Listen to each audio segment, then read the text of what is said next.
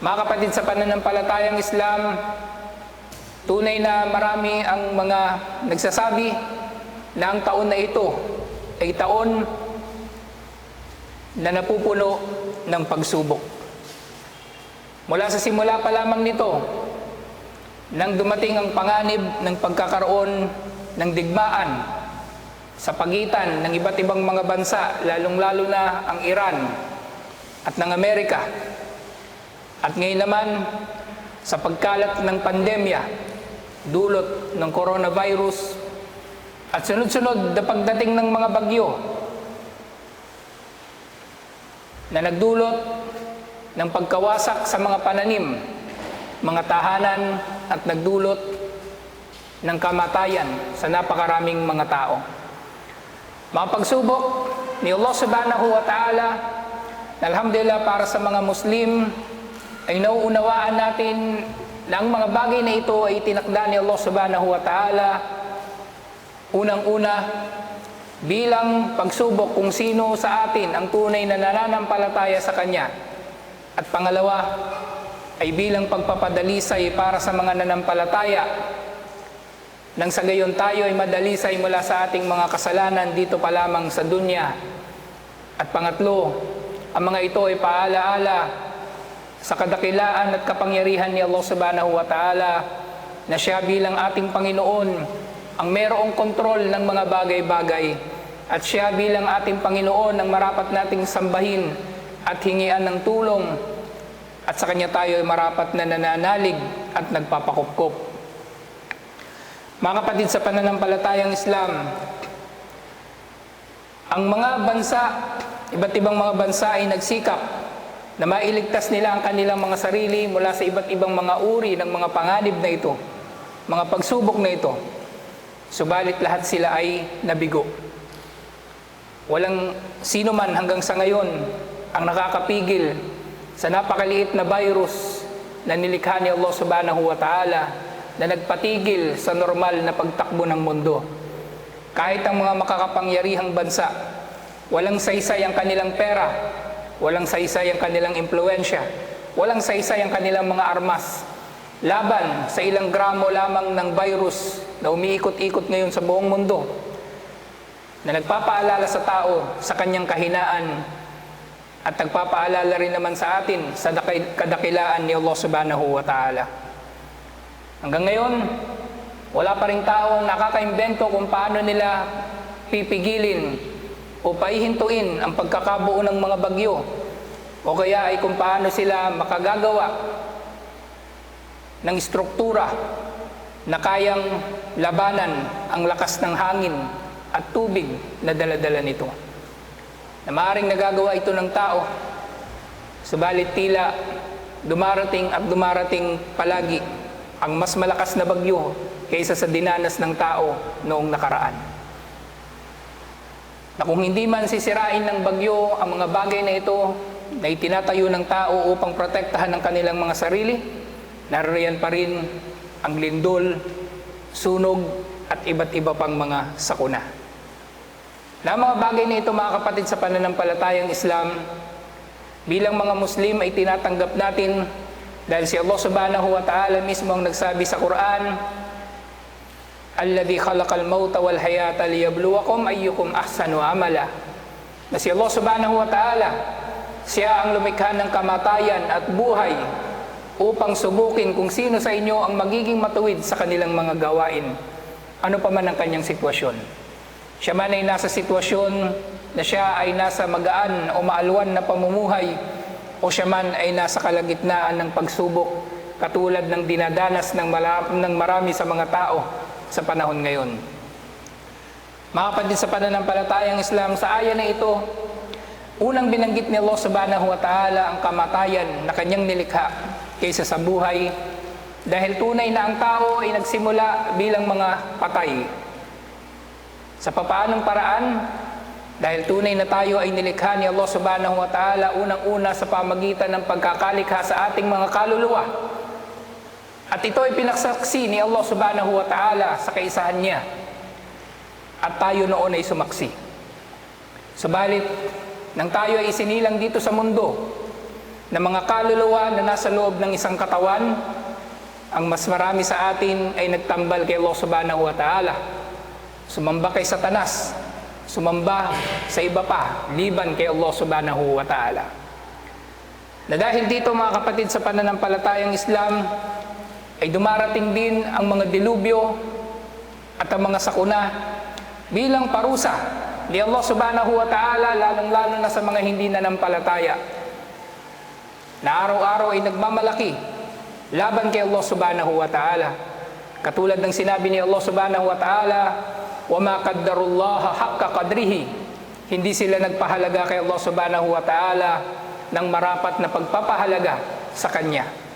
Na ang mga tao, sa halip na sila isasamba kay Allah subhanahu wa ta'ala at hihiling sa Kanya, mananalig, mananalangin, sa halip na kay Allah subhanahu wa ta'ala na Panginoon na lumikha, Panginoon na namamahala sa Kanyang nilikha, Panginoon na tagapagmay-ari kahit sa mga bagay-bagay na inaakala natin na pag-aari natin, kahit ang ating mga sarili, si Allah subhanahu wa ta'ala ang nagmamay-ari sa mga ito. Si Allah subhanahu wa ta'ala ang may taglay ng lahat ng kapangyarihan at ang lahat ng kakayanan. Pero ang tao ay nagmamalaki pa rin kay Allah subhanahu wa ta'ala, at ang tao ay nananatili na hindi nagpapahalaga kay Allah subhanahu wa ta'ala tulad ng marapat na pagpapahalaga sa Kanya. Bagkus ang mas marami sa mga tao ngayon, sila ay higit na nagmamahal sa kanilang mga itinambal kay Allah subhanahu wa ta'ala ng mga ribulto, mga estatwa, at kapwa nila tao, katulad nila Jesus, Maria at mga santo, na ginawa nila mga Diyos na katambal ni Allah subhanahu wa ta'ala.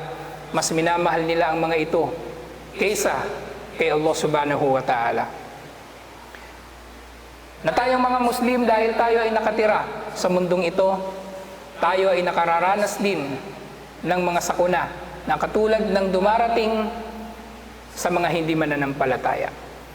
Pero para sa mga Muslim, alhamdulillah, ang mga ito ay maluwag na ating itinatanggap dahil nalalaman natin na ang mga ito ay bahagi ng proseso ni Allah subhanahu wa ta'ala kung bakit niya tayo inilagay dito sa lupa, at ito ay upang sumamba sa Kanya at upang subukan kung sino sa atin na magiging matapat sa kanilang pagsamba sa Kanya.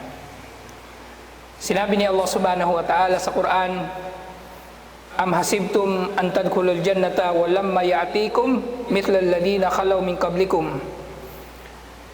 Inaasahan ba ninyo o inaakala ba ninyo na kayo ay papasok sa paraiso? Inaasahan ba ninyo na kayo ay papasok sa paraiso nang hindi ninyo nararanasan ang mga pagsubok na dumating sa mga nauna sa inyo? At tinukoy dito ni Allah subhanahu wa ta'ala ang mga naunang mga nasyon na sila ay nakaranas ng pagpapahirap mula sa mga hindi mananampalataya, na sila ay nakaranas ng insulto at iba't ibang mga paninira dahil lamang sa sila ay mga mananampalataya.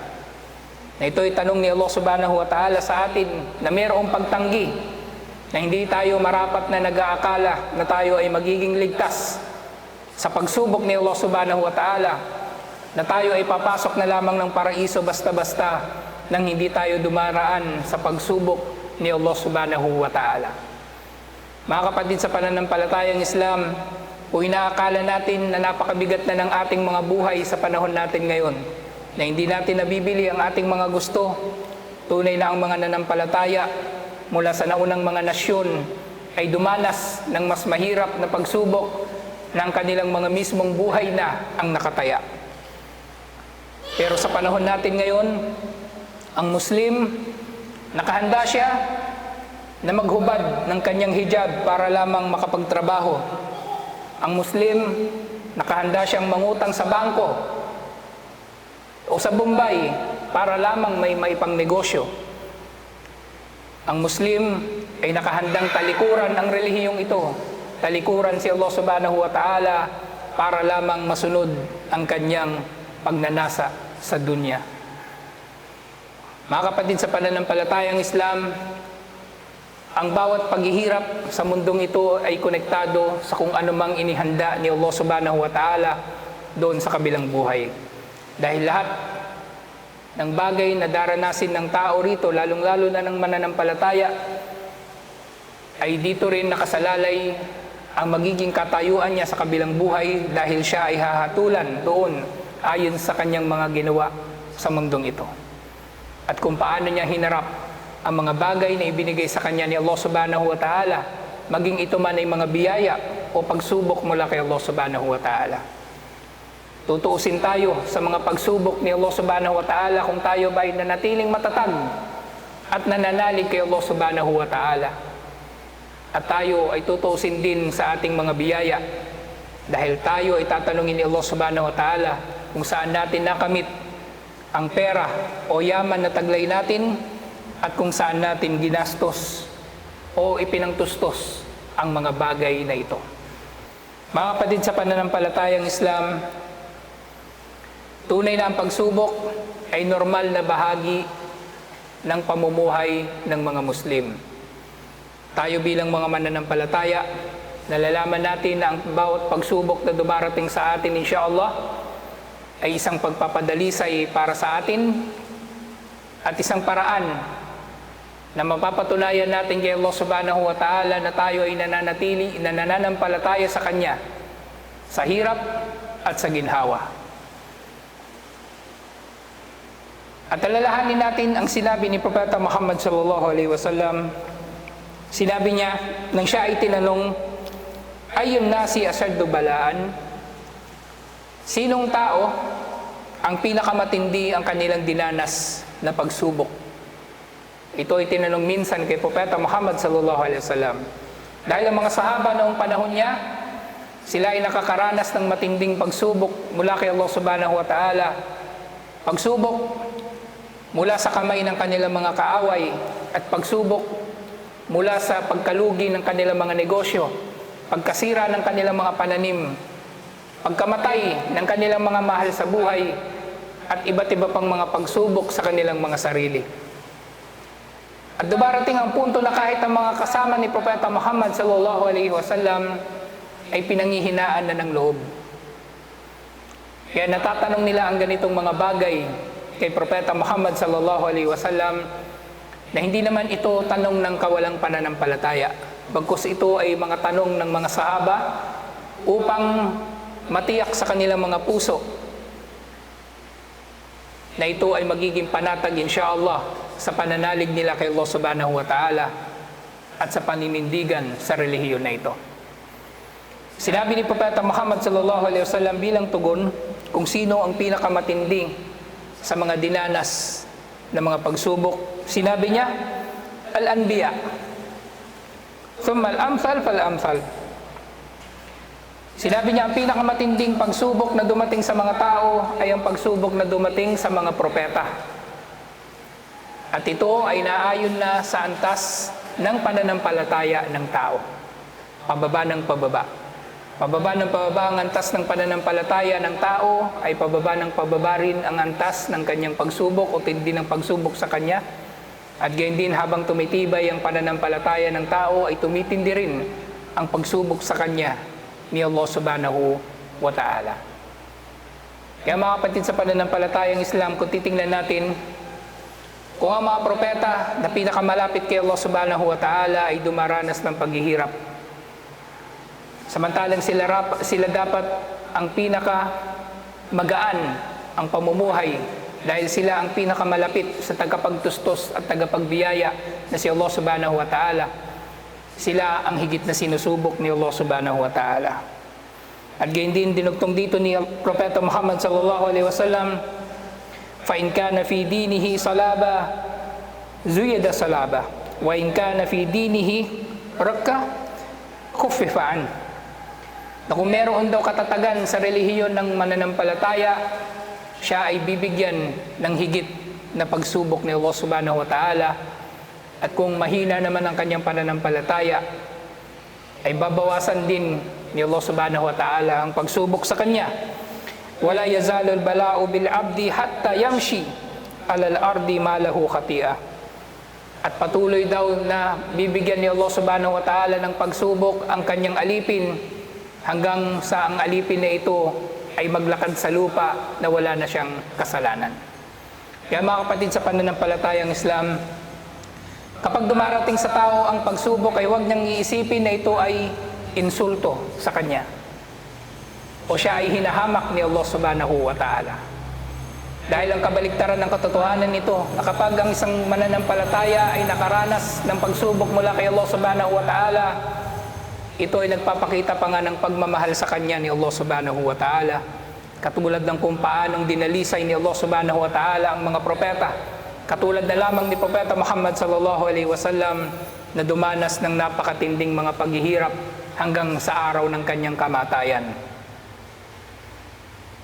At kung ikaw naman ngayon, kapatid sa pananampalatayang Islam, ay hindi nakararanas ng paghihirap sa iyong relihiyon o sa iyong pamumuhay, huwag mong isipin na nasa ganyan kang kalagayan dahil mahal ka ni Allah o pinararangalan ka ni Allah, na ikaw ay mayaman dahil mahal ka ni Allah, na nakukuha mo ang gusto mo dahil mahal ka ni Allah. Maaring ikaw ay hindi lang talaga dinadalisay ni Allah, kaya hindi ka niya binibigyan ng mga pagsubok dahil ang pagsubok na ibibigay sa iyo sa dunya ay doon niya ilalagay sa impyerno para pagdusahan mo ng mas matindi. Kaya mga kapatid sa pananampalatayang Islam, bilang mananampalataya, marapat na maging maluwag ang loob ng Muslim sa anumang pagsubok na darating sa kanya. At tanggapin niya ang mga ito sa abot ng kanyang makakaya. At kung makikita niya ang pagsubok sa iba, ay huwag niya itong ikatutuwa. Naiisipin niya na buti hindi dumating sa akin yung sakuna na yun. O iisipin natin buti nga sa kanya. Dahil maaring ang pagsubok na yun ay isang biyaya ni Allah subhanahu wa ta'ala. At ang pagiging magaan ng ating mga pamumuhay ay huwag natin masyadong ipagbunyi. Dahil maaring hindi ito biyaya ni Allah subhanahu wa ta'ala, bagkus ito na pala ang mismong parusa sa atin ni Allah subhanahu wa ta'ala na ipinadadaan niya sa biyaya at magaan na pamumuhay.